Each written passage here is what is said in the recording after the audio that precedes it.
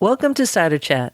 In this episode, we're talking about valves and vessels, hoses, threaded doohickeys, and we're looking at it from a perspective for a home cider maker like myself, a orchard-based cidery, and a much larger production facility, and all the little custodial steps we must each take in order to keep on working towards that perfect glass of cider.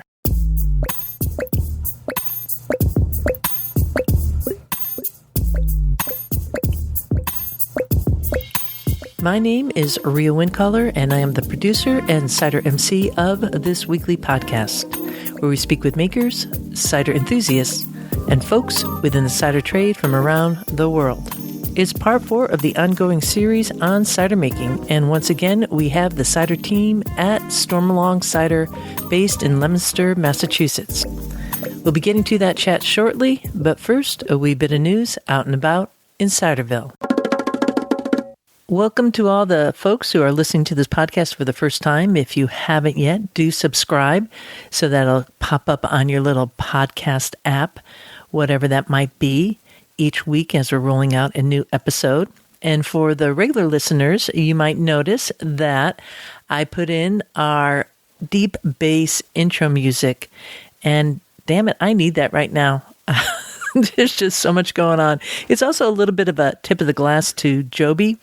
He's a friend of Cider Chat, and he stopped by my place this past weekend, dropped off a bunch of flip-top bottles for me so I could get my cider that's in many different vessels in my little cider house. They got to get bottled. So thank you, Joby, and thanks for being such an awesome supporter for Cider Chat.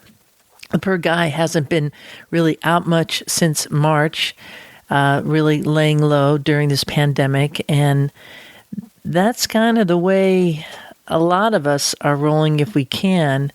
And even if you are out in the world, I mean, it's weird out there. And there's really hard stuff going on. And I don't like to dwell on that, but I do want to just make note that not too long ago, we were talking about the fires in Australia, just like were physically giving me a mini panic attacks, just thinking about the people there, the animals, the environment, and how horrendous that was. And now, much closer to home, we're looking at just the entire West Coast feeling like it's on fire. And typically when I'm talking to my brothers on the West Coast, you know, they always remind me how big California is. And if I hear that there's an earthquake or a fire, they'll say, well, you know, it's a big state. But not so much anymore. Now it's kind of strategizing. The quality of air is so difficult that my one brother down in southern LA region is, you know, really seeing the effect of that and wondering if they have to move mom out of the Santa Cruz area for air quality. And that is a minor inconvenience compared to the folks who have lost their homes. It's overwhelming, and it makes me sad. I feel sad. I know I try to stay in a happy place, and in a moment I will go back there, but man. Walking through the orchards, dancing in the streets, smelling all the blossoms, kicking up our feet. All about one step in front of the other and just staying and remaining steady on and connected. Hey, we're going to go to the featured conversation right now with the cider team at Stormalong. And this is the third time I'm having them in a row on the podcast because they have delivered so much great info. I didn't want to overwhelm anybody with all the little tips and intricacies that they are offering in terms of maintaining the custodial aspects of cider making, which is really a big part of what one does when you become a maker. It's also true for brewers. You know, you ask anyone in the industry, whether it's beer, cider, or wine, what you do a lot is you're lifting heavy stuff, you're doing a lot of cleaning, a lot of nurturing and letting Well, specifically with cider and wine, letting it do its magic on its own without being too overbearing. Some of the info from the cider team at Stormalong might seem a little bit overwhelming and rather nitpicky almost in terms of the focus on how to manage your on-site cleaning regimen. But so much of this is about your own safety and well-being, and then, of course, making sure that the equipment that you're using stays at a quality and standard so it does not affect your cider. So there's a lot there. So I will be putting links in the show notes to the past couple episodes with both Ben Roberts-Sano, who's the head cider maker at Stormalong, Bright McConnell, who is the operations manager, and Shannon Edgar, who is the owner and cider maker at Stormalong Cider. They're in my perfect spot of Ciderville, which is Massachusetts, and have been at this game for a couple of years now. In 2017, they moved from a barn-based cidery that was retrofitted for a cider setup, and then in 2017, they moved to a new production facility, and that's where they are kicking it out now, making some really nice cider, both modern styles and working with heirloom varieties. And from what I understand, they are now shipping nationwide. Definitely seek out Stormalong. You will not be disappointed. Let's head to this chat now. You'll be hearing from first Bright McConnell, the operations manager. Then you'll hear from the head cider maker, Ben. And then you'll hear a third voice, which is Shannon Edgar. You got some stuff about cleaning at different scales and sort of the different issues that you might run into at different scales and the things to really watch at those scales. That'd be great. Yeah. So like on the homebrew level, which is certainly one of like the biggest learning curves when anybody's getting into cider making or home brewing or whatever aspect of fermentation you're working in, be it making kombucha, sauerkraut, cider, is just how important like proper cleanliness and sanitary practices are. I know that certainly for my first few batches when I was homebrewing, 8 years ago, I had some exploding bottles because I didn't really follow sanitary procedures and stuff like that. But wouldn't exploding bottles be too much sugar in the bottle? Would it come from sanitary? Well, yes, but there's also I had a secondary fermentation as well. That okay. Yeah. Like a malolactic fermentation will also produce CO2. So if you have a bad malolactic culture in your bottle and a high level of malic acid, that's totally a possibility, and it will stack with any sugar that's left. Right. Also, I was reusing my bottles. So what happened was that there was a biofilm that didn't get fully pasteurized from when I rebottled it. So it had some residual sugars. But you're not wrong, Rhea, that you don't want to have, if you don't know what you're doing, you don't want to have any sugar in your bottle. If you're going to have any sugar in your bottle, you should calculate it such that it's only going to give you the level of carbonation that you want, because it's taken me years to get to the point where I can have something be shelf stable for a year at room temperature, and hundreds of thousands of dollars worth of equipment. So, right.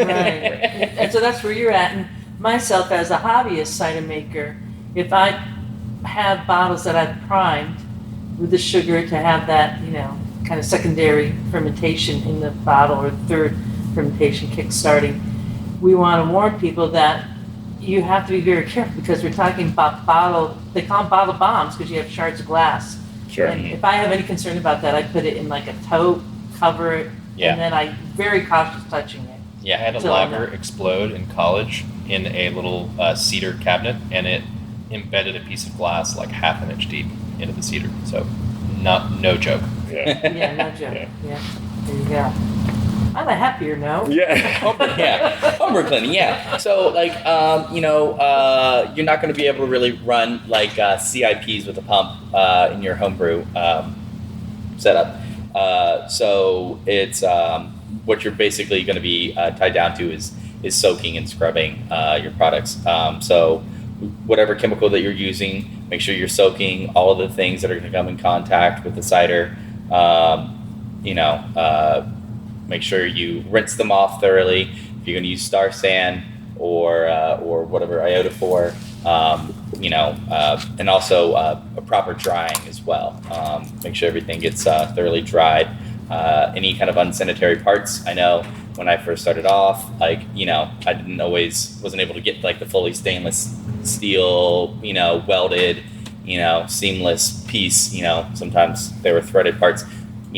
Sometimes that's just kind of what you have. Make sure that you're following good sanitization practices with that. Boil them every so often. Make sure that you get them fully clean.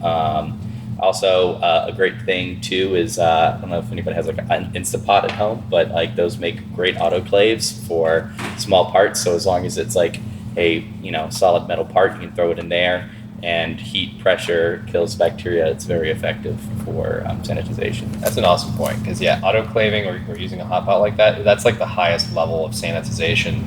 In the homebrew side, we might have a couple significant hangups. For me, one of the biggest one is drainage. So you're usually, if you don't have like a slop sink in your basement, you're going to be doing this near the kitchen sink. And talking about big containers like 5 gallons or so, your kitchen sink might not hold all that water, and we're talking about chemicals here. So you may want to use an auto siphon to drain some of this stuff, and you want to be aware of how much capacity your kitchen sink drain has. The last thing you want to do is dump a big bucket of caustic and have it splash all over your kitchen sink area or overflow your sink. That would be terrible. The other big hangups are using low quality materials that can't stand the cleaning. So, non-stainless parts, brass parts, sometimes are okay, but if you got to be using appropriate chemicals. If you have like say a steel part that hasn't started to rust yet that you want to use, you're going to want to boil it and not put it in caustic, because it will immediately, caustic or PBW, because it will immediately corrode. Not scrubbing enough, you got to get that mechanical action somewhere. So you're either shaking a carboy with stuff in it, or you're using a hand scrub. Get in there with that elbow grease, because you really have to get all those solids off. There's no residue that you're like, oh, that's good enough. I think those are the other, and also not disassembling your parts. As a home brewer, you're going to have some hoses and stuff that will not be what they call hydraulically ended. So the little space in between the barb and the hose, you'll definitely get buildup. And so every so often a lot of those plastics won't take boiling. So every so often you'll have to cut off a small length of the hose, remove the plastic part that's on the barb, boil the barb, and then return the new section of hose to it.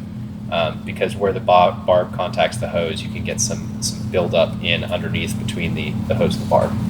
Yeah, and clean your hoses as soon as you get done with them. Mm-hmm. Yes. Don't ever leave the hose with cider in it and say, I'm too tired, it's 2 o'clock in the morning, and I'm going to do this tomorrow, because it's bad news. Bad mistake, yeah. Mold will absolutely eat rubber. So if you leave like water in any of your homebrew hoses for a long period of time, they're going to grow moldy, and you may never get that mold off, because mold will actually grow in and underneath the surface of the rubber and make it rough.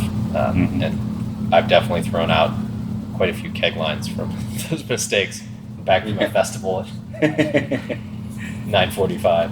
Yeah, that's probably the biggest thing, is when you're doing a tasting at the Cider Fest that we all remember Yeah.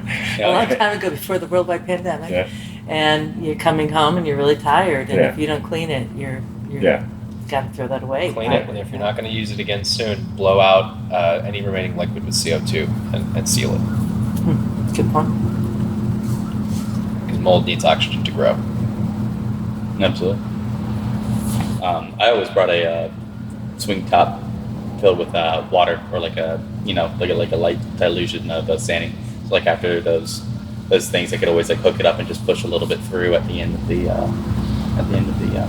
Are you saying like hot water a little? Well, no, I mean Hot just water? like just to flush the lines a little bit. Like so, like if I was had a long journey back after like doing Right, to get the sample process pours, going. to you get the can flush process it. going, just so that it isn't drying in there, which is Good again idea, Brian. Yeah, leaving cider on it is worse than leaving water on it, is worse than leaving sanitizer on it, is worse than blowing the thing out and leaving it dry, which is what it really wants. Yeah.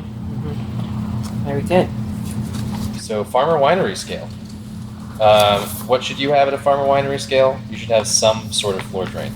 If you are going to have a TTB license, you should have a floor drain.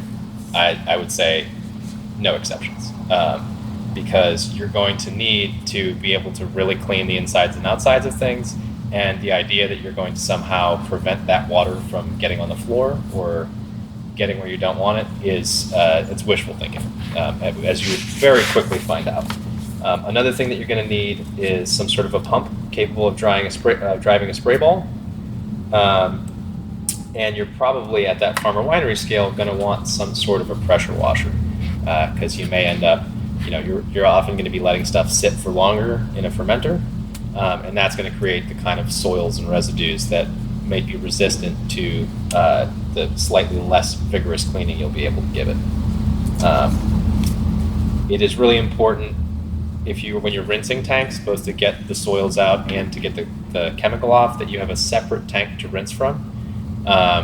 Flow rate is really important in cleaning. And so when you are trying to rinse off all the solids or get all of the caustic residue off, you really need an aggressive spray, and you need fresh water that hasn't touched chemicals or soils to come into that tank. So you need some sort of a separate tank. Often people call it a grant, to be your reservoir for rinse water. And then once you get the tank nice and hot and clear of debris, you fill up some hot water into that tank, dose chemicals appropriately for the amount of water, and then start circulating it through the spray ball with a pump.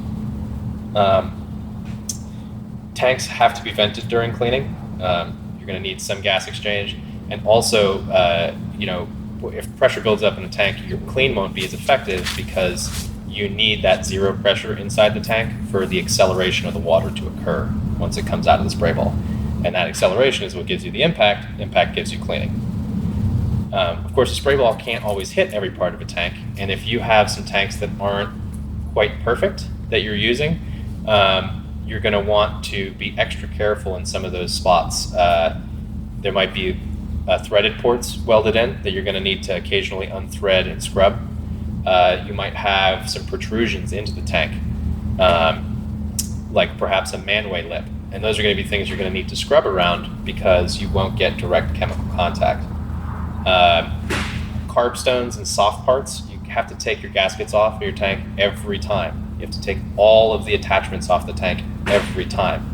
There can be some exceptions for large racking arms and carb stones because they're both sensitive to either scratching themselves or the tank when you remove them. But you have to get your hand in there and make sure you're scrubbing around the port and cleaning through the carb stone and cleaning through the racking arm. And by cleaning through the carb stone, I mean you have a hookup so that you can actually, where you would usually put gas through the carb stone, instead you put cleaning fluid, and you also rinse and sanitize through that carb stone. Because soft parts and carb stones are two of the absolute biggest harborers of infection. And then, so that's most of it.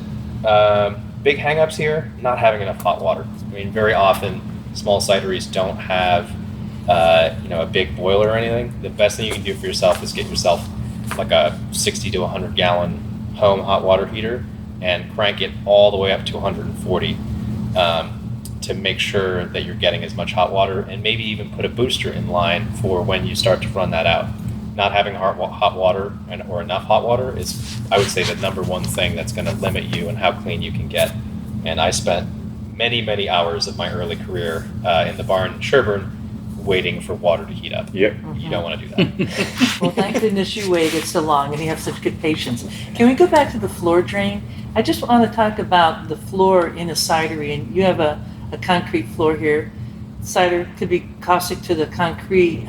Is that, can you talk about that at all? Have you seen any? Yeah, so definitely cider super acidic and can really eat into the floor. While it is expensive, definitely epoxy coating is like a pretty great industry standard for food production, and is just makes cleaning up so much so much easier. Whenever you're pouring it down too, it's costly, but the amount of time that it'll save and like cleanup times, you can also get it slanted so that you dump a glass of water in one corner and it'll just trickle on down to the trench drain, which makes your life amazing.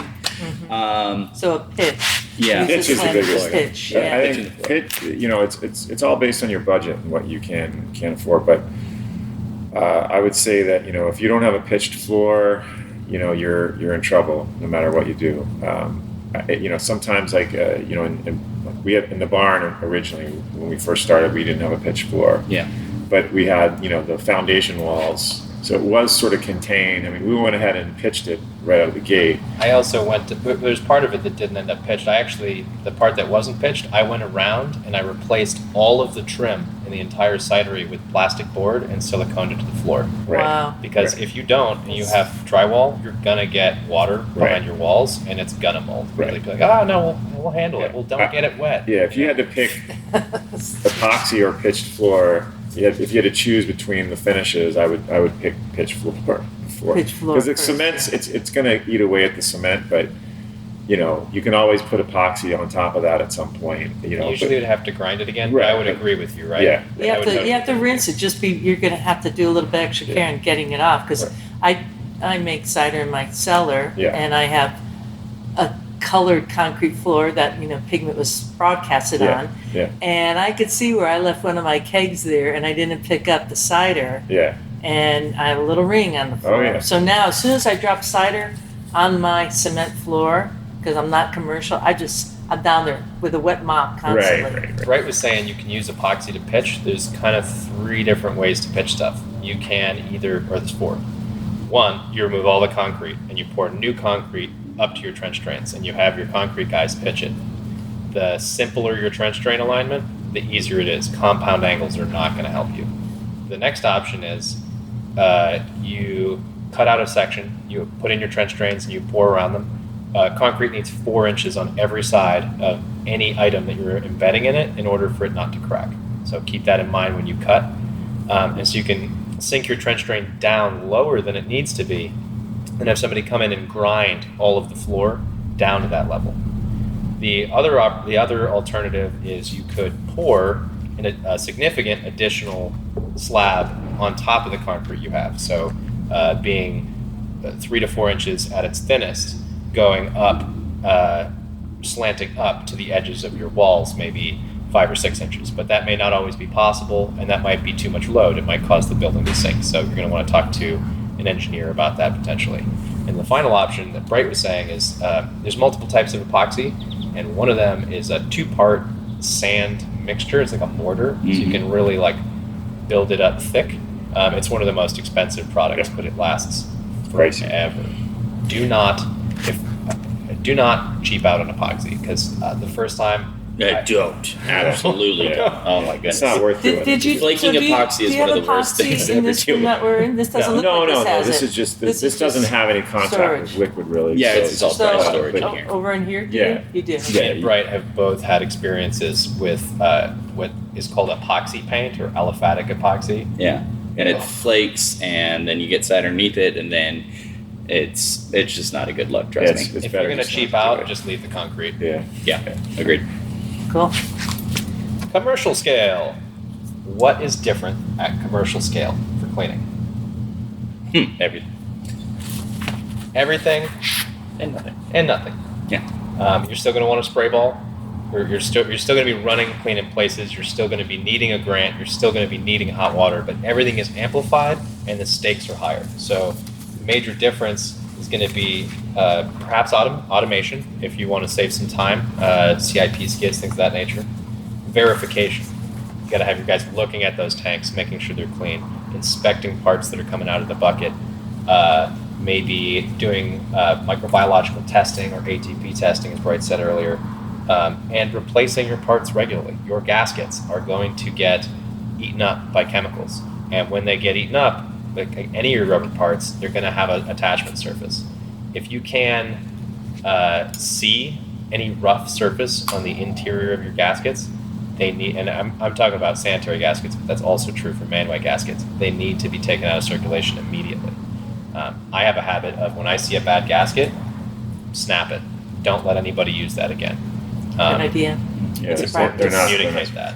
I think on the same token, your biggest things that are changing as well is your runs are longer, and through a variety of different like stainless tubes, hoses, and whatever. And if you can afford to buy a $12,000 stainless steel tank or whatever it is, then you can afford to buy the hoses that go along with that tank. You can't have one without the other. Don't buy some crappy hose. Mm-hmm. Having a big enough pump. Having a pump, have the right size pump, the right size hoses. You need to have all. And it's not worth doing if you don't do it right.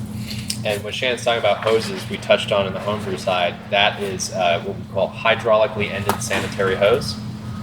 You don't want to be putting your own ends on hoses that you're using at a commercial scale, because we're talking about people's lives here. I mean, you're pumping 100 gallons a minute of 160 degree caustic, and your cheapo hose blows while a guy's standing in front of that pump. You just need to invest in those. And I've been there. I've been there more than once. And after the second time, I was like, all right, I'm never doing this again. We're going. These are the industrial accidents that could happen in settings like this, and people don't really conceive of that in a cidery. They just think the tree and the apple and the juice. Mm-hmm. But industrial accidents happen. I think it's a good warning. If you're not taking precautions, bad stuff will happen. You need to be proactive about understanding the physics of what you're doing and best practices for maintenance and inspection, really, because they will always bite you. This air hose is only 2 years old. Well, it's all cracked. Remove it. It's going to blow sooner rather than later. Right. See, chemicals are tested for potency. You want to verify your rinse water. Bright started having us test every time that we're doing rinse water. I would always stick my hand underneath it and see if it was turning my hand into soap. Don't do that. Get pH strips. Be smart like Bright. Smart like Bright. Test your sanitizer. Make sure there's test strips and options for all these chemicals to make sure. And it'll tell you two things. One, did you mix it right? That's if you're testing it at the beginning. And two, did you really get the tank clean, or did it deplete all the chemicals? If you get to the end of a caustic clean and the pH is very low, the pH is very neutral, then you probably either neutralize that caustic by interaction with soils or cider. Or CO2. Right. Or CO2, because CO2 will absolutely neutralize caustic. I sometimes forget, and I'm like, it's been open for long enough. No, it'll neutralize a double dose of caustic down to water, essentially, very quickly. So make sure that you're purging. Using a hot water rinse with all of the manways and things open is a great way to get CO2 out. And if you cannot wait for that CO2 to come out and you have a low soil load, then consider using an acid instead that won't have that same issue. Also, one other thing that you're going to start to encounter when you start stepping up in scale to commercial facilities is process piping. One of the things to be very cognizant of in order to effectively clean long runs of process piping is turbulent flow. You can't just what are we talking about? Process piping? Process pipe. So like a long stainless steel pipe, like maybe 200 feet between wherever, you have juice going from, say, your tank to your pasteurizer, or consider your hose as a process pipe. Your hose is a process pipe, and you start stepping up into larger diameters. The larger diameter a pipe is, the faster you need to flow through it to prevent what's known as laminar flow, which is where you have stagnant flow of the liquid on the outside of the pump and then fast flow through the center. So you have to step up the speed, and so say for like a 2-inch diameter piping, you're going to need to be flowing at like 60, 70 gallons per minute in order to get enough turbulent flow to actively clean that. I don't know off the top of my head what the rates are, but there's a scalar equation out there on the interwebs. It is 5 meters per second, and so you can figure out the volume of a section of pipe and then work from meters to second to gallons, or you just use a calculator like normal people do. Or you just buy, or you buy a really big pump. make sure that you have a lot of. And you Yeah, or you oversize just it. flow faster. But yeah, definitely in order to make sure like process piping and larger diameter hoses and whatnot are clean, you have to keep in mind that you have to step up the speed at which you're cleaning through them. Bright brought that up, and it reminded me to mention dead spots in piping. So we were talking about dead spots in tanks. You can also have dead spots in piping. Any sort of tee off of your process piping or a hose assembly that you're going to clean in line and then sanitize in line and use, you're not supposed to have any protrusion off of the main line that is more than 1.5 times the diameter of the tube. So if you have a 2-inch tube, you can't have more than a 3-inch length of T off of that if you want the cleaning chemicals to have the turbulence within that protrusion and actually clean it. You also have to make sure that your system drains completely and that you remove all of the air, and that's part of what Bright was saying about the cleaning speed. You need to get all those bubbles out, because if you have air trapped in the system, the top of your pipe's not going to get clean, because you're going to have an air bubble there with no chemical contact. Yeah. Very good point. Don't worry, guys, you'll get it. Well, I'm not scaling up, or I don't have that kind of idea, but I think you're doing a great presentation and speaking in really plain language that I could follow.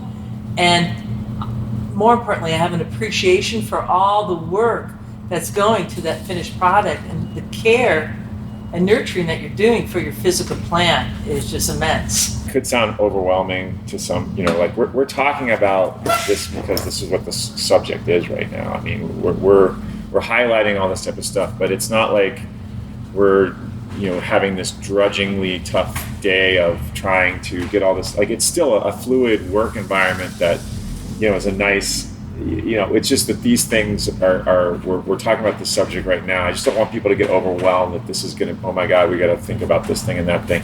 You're going to learn as you go, but and there's not one way to do things. There's multiple ways. This is just the process, that the best alternatives that we have come across, and some people will have, I'm sure Anheuser-Busch has a whole different set of protocol and stuff that they do things at. It's everything automated. They have the CIP Oompa Loompas skid, who come in and they don't even do have the a background. I've been seeing some of this crazy stuff that they won't let you, the USDA won't let you use it for milk, but where they don't even have a guy who's hooking stuff up to tanks. They just have everything hard piped and a robotic matrix of valves that move everything. I've seen them. So they're great. I trust having my guys touch those tanks more than I trust a computer, because and that's true. But I do I have a very specific feeling about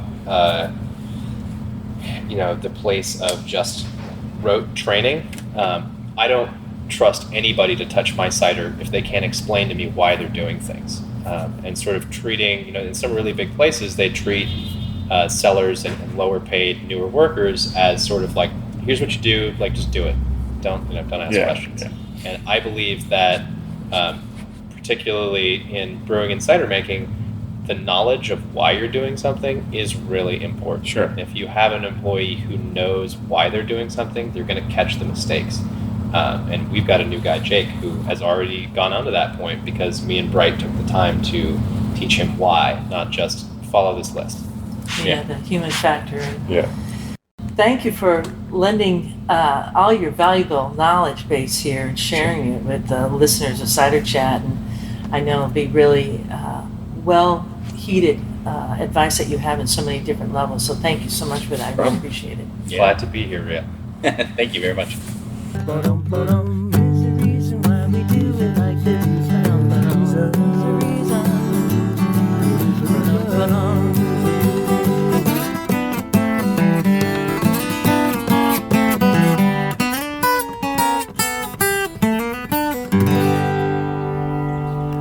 If you're a regular listener of Cider Chat, you know that this show really relies on the patrons to support the podcast so that I could keep on airing all these amazing episodes with folks worldwide.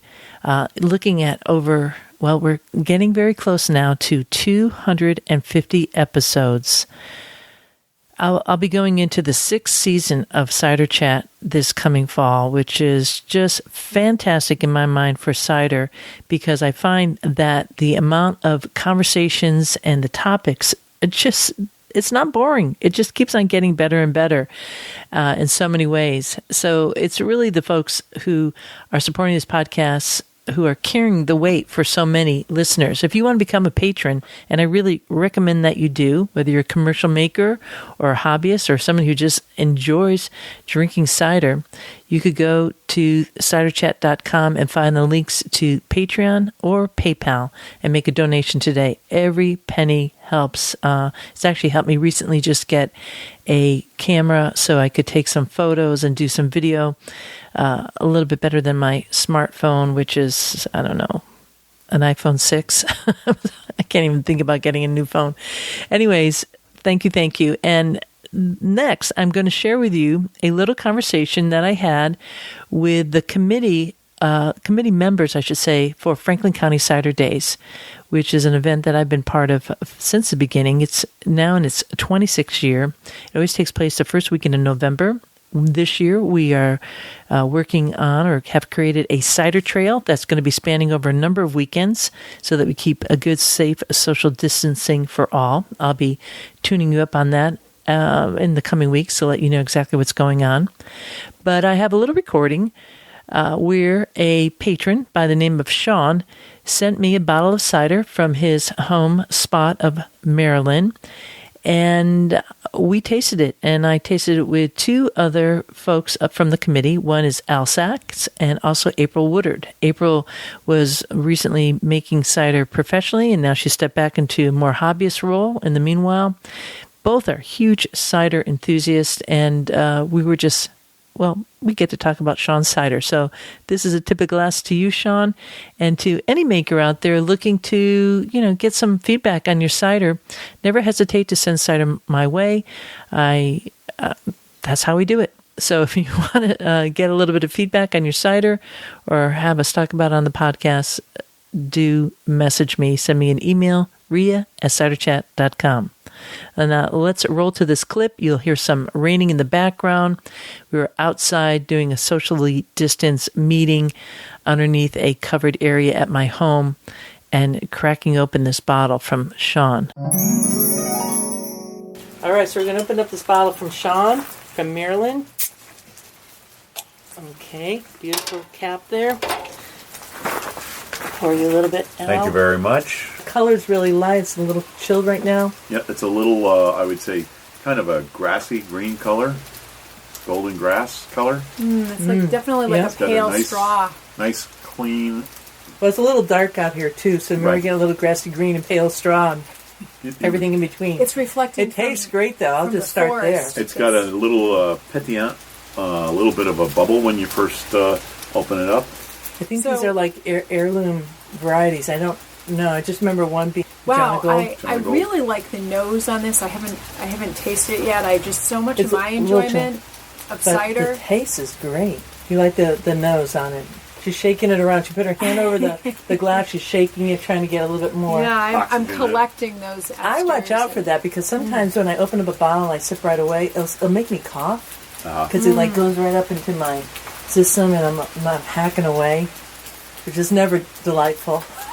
Yeah, there's a little bit of a candy apple quality there apple. that definitely really makes my saliva glands activate, and the fruitiness that it really invites me to drink the cider. So I love it already. And I want to pair this with a fish that I've poached.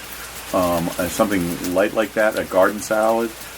This would be delightful with a summer meal. Yeah, and it's kind of warm out right now. It's really a very kind of humid September day, but it's very bright, right? It's a very bright. Very bright, very nice.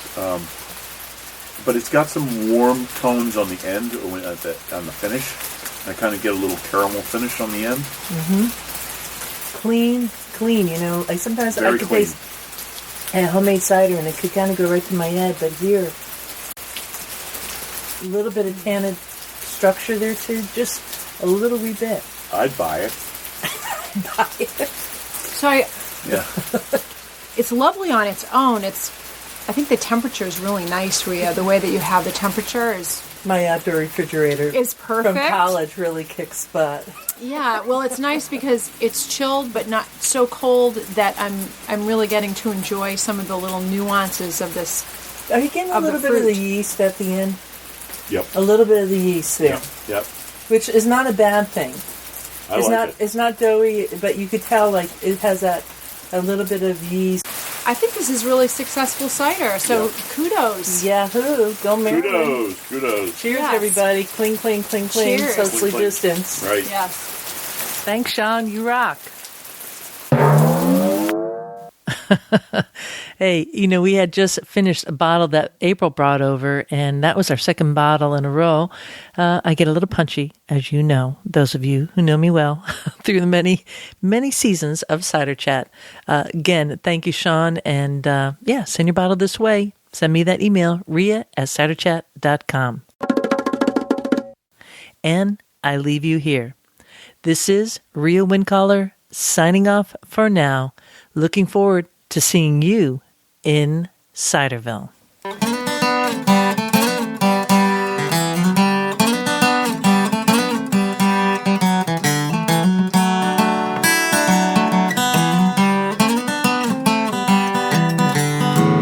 We like cider, we like palms, we love orchards and having fun. There is a reason, there is a reason why we do it like this. Oh yes there is, there is a reason why we do it like this. Oh yes there is a reason why we drink it like this. Oh yes there is a reason. We like walking through the orchards, dancing in the streets, smelling all the blossoms, kicking up our feet. We like cider, we like palms, we like orchards, having some fun. There is a reason why we do it like this. Oh yes there is. There is a reason why we do it like this. Oh yes there is. There is a reason why we drink it like this. Oh yes there is. There is a reason.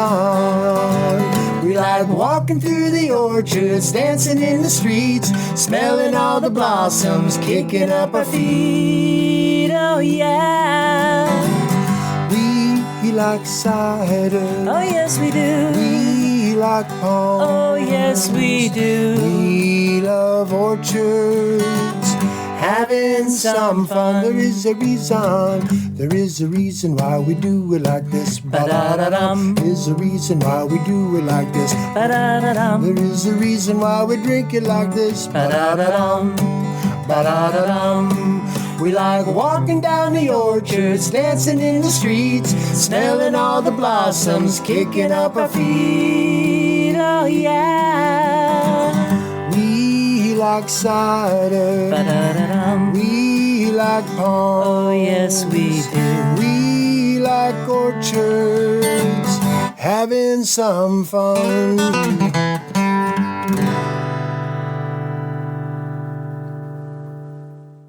Yeehaw!